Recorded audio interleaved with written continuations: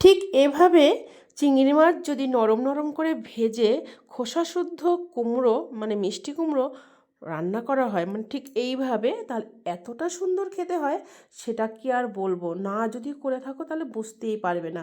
তার জন্য বলছি যে ঠিক আমার মতো করে একদিন অন্তত করে দেখো। আমি যেভাবে রান্নাটি করলাম ঠিক সেইভাবেই করে দেখো, ভীষণ সুন্দর হয়। চিংড়ি মাছটা খেতে যে এতটা ভালো লাগে, যে এতটা সুন্দর মোলায়েম নরম থাকে, এতটা টেস্টি হয় সেটা কি বলবো তোমাদের। তো যাই হোক, ঠিক এইভাবেই রান্না করে দেখো কুমড়ো। আর কুমড়ো যদি খোসা শুদ্ধ করো তার স্বাদ তো আরও অন্যরকম লাগে, আরও বেশি ভালো লাগে।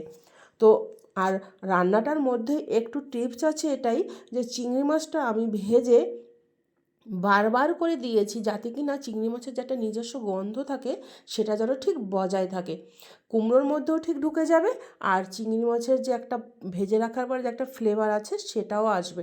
সেই কারণে কিন্তু আমি 3টে ধাপে চিংড়ি মাছ দিয়েছি। তোমরা দেখতেই পাবে, রান্নাটা যদি একটু ফলো করো তাহলে বুঝতেই পারবে।